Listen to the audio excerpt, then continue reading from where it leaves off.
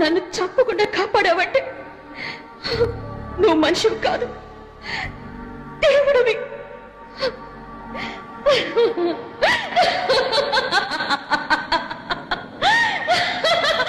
అని నేను అంటాననుకున్నావు కదూ? అనను. నేను అందరిలాంటి ఆడదాని కాదు, నీలాంబరిని. ఈ పగ 18-20 ఏళ్లే కాదు, నా ఆయుష్ మొత్తం కూడా కాదు. చివరికి నా ప్రాణమే పోయినా చల్లారదు. నువ్వు పెట్టిన ప్రాణభిక్షతో బతకడానికి నేను పని మనిషి వసుంధరని కాదు.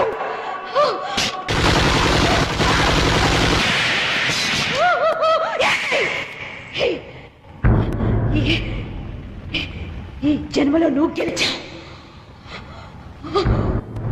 వచ్చే జన్మంటూ ఉంటే ఆ జన్మలోనైనా నిన్ను పగ సాధించుకుంటా. వదిలిపెట్టదు.